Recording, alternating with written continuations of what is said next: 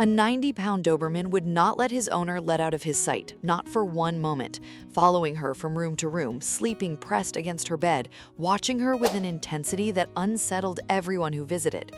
The family thought the dog was anxious, obsessive, too attached. They were wrong, because what that Doberman did at 3 a.m. night after night was not anxiety. It was the only thing keeping the woman he loved from walking out into the dark and never coming back. He had been surrendered to a shelter outside Kansas City, Missouri, labeled too clingy, too intense, a dog no one could handle, and he had waited 96 days for someone to take a chance on him. Then a woman who did dangerous things in her sleep adopted him, and the reason he would not leave her side, the very trait that had gotten him returned 3 times, turned out to be the reason she is alive. Apollo was a Doberman of 90 pounds, sleek and black and tan, with the sharp, alert intelligence the breed is famous for, and a devotion so total it had gotten him returned 3 times. His previous families had complained that he would not give them space, that Apollo shadowed them relentlessly, that he could not bear to be shut out of a room. They called it separation anxiety. They called it too much. And so, a dog whose only fault was that he loved and watched with everything in him ended up in a shelter, passed over by families who wanted an easier, more independent pet, waiting in a concrete kennel for someone who needed exactly the kind of dog he was. He was 4 years old, healthy, beautifully trained, and yet in 96 days, not one family would take on a dog they'd been warned was too intense. The staff, who saw how gentle and devoted he truly was, could not understand how a dog that magnificent kept being passed over. Rachel Nean was 34 and lived alone, and she had a condition that made living alone genuinely dangerous. I still see you haven't subscribed. Apollo was returned again and again for the one thing that made him perfect for Rachel, and in a minute you'll see what he does at 3 a.m. Tap subscribe first. At 34, she was a sleepwalker, and not the harmless kind. She had a serious parasomnia, the kind where she would rise in the deep hours of the night, entirely asleep, and walk and do things, complicated things, with no awareness and no memory of it in the morning. It happened 2 or 3 nights a week. She had woken in her backyard more than once, unlocked and opened her front door on 2 separate nights, and once, terrifyingly, come partly awake at the top of her stairs. Her doctors were managing it, but the danger was real and constant, because a sleepwalker who lives alone can walk into genuine harm, out a door, downstairs, into the cold, into the street, with no one there to stop her and no memory that it ever happened. It was a quiet terror she lived with, the knowledge that her own sleeping body might one day carry her somewhere she would not survive. She had not gone to the shelter for a guard dog. She had gone for company, because living alone with a frightening condition was isolating, and she wanted a warm presence in the house. She was looking at the calmer dogs when a volunteer told her about the Doberman who had been returned for being too attached, the intense, devoted dog nobody could handle. Rachel, who understood something about conditions other people did not want to deal with, asked to meet him. And the 90-pound Doberman walked to her, sat down, leaned his whole weight against her legs, and looked up at her with those deep, watchful eyes, as if he had decided already that she was his. She adopted him that afternoon. His name was Apollo. He was, the shelter noted, the 3rd time returned, and very possibly the last chance he would get. Apollo moved into Rachel's house and attached himself completely, and the behavior that had gotten him returned by every previous family revealed itself in her home to be something else entirely. Because Apollo did not just follow Rachel out of anxiety, he watched her, he shadowed her, and at night when Rachel slept, Apollo did not truly sleep.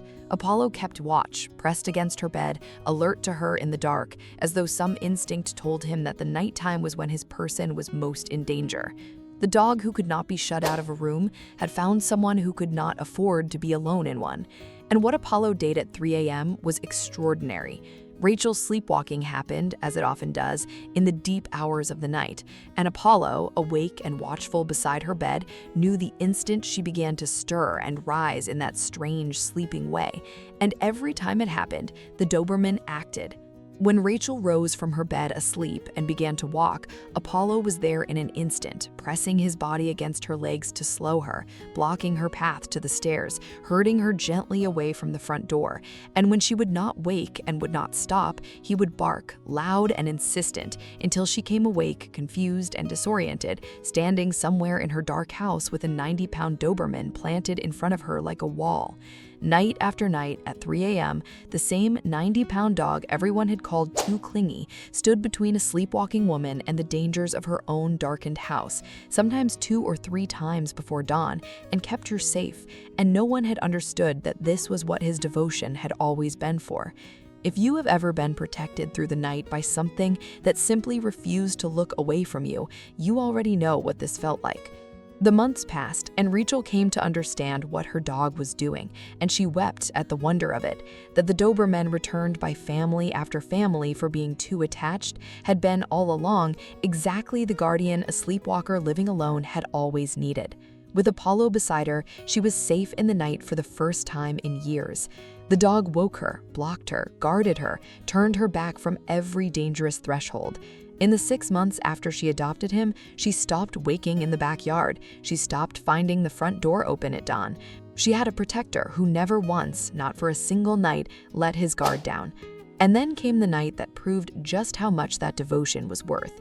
It was the dead of a brutal winter night, the temperature at 9 degrees, nearly 20 below freezing, and Rachel, deep in sleep, rose from her bed and walked. And this time, she made it to the front door, and in her sleep, she unlocked it, opened it, and stepped out into the killing cold in nothing but her nightclothes, asleep, with no coat, no shoes, and no awareness, into a night cold enough to be deadly. But Apollo was with her. The Doberman had followed her every step, and the moment she crossed that threshold into the freezing dark, he did not follow her out and wait. He acted to save her life. Apollo planted himself in the open doorway, an immovable wall of 90 pounds blocking her from the deadly cold, and he barked, huge and frantic and relentless, refusing to stop, refusing to move, keeping her from wandering further, while his barking woke a neighbor, who looked out and saw a woman standing frozen and asleep in her doorway with a Doberman barking beside her, and understood at once that something was terribly wrong. The neighbor came, got Rachel back inside within minutes, and by the time she came fully awake, she was wrapped in blankets, safe, alive, with a 90-pound Doberman pressed against her. Had Apollo not been there, Rachel would have walked out into that lethal cold, asleep, and no one would have known until it was far too late. The next day, warming her hands around a cup of coffee and shaking at how close it had been, Rachel understood completely what her dog had done, and what the doctors confirmed she already knew, that a sleepwalker alone in a 9-degree night could have died within 1 hour, and that the dog who refused to let her out of his sight had saved her life. The same 90-pound Doberman that families returned again and again. The same dog everyone called too clingy, too intense, too attached, the one nobody could handle.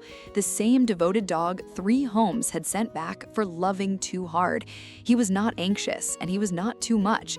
He had been rejected over and over for the one trait, his refusal to let his person out of his sight, that made him the only thing standing between a sleepwalking woman and a lethal night. And the first person who needed exactly that devotion got a guardian who watched over her in the dark and saved her life. He had been returned for being too attached. Being too attached was the whole reason she survived. Rachel told their story, and it spread far past Kansas City because the idea of a dog rejected for his devotion becoming the reason his owner lived moved everyone who heard it. Thousands wrote in about their own intensely attached dogs, the shadowers, the ones who would not be left behind, and how that devotion had turned out to be a gift. And the woman who had adopted a dog nobody could handle understood she had been given the most extraordinary guardian in the world. Today, Rachel is safe every night because a devoted Doberman still keeps his watch over her in the dark, still refuses to let her out of his sight. Apollo is 7 now, gray coming into his muzzle, but still exactly where he has always been, pressed against her bed through the dangerous hours, watching.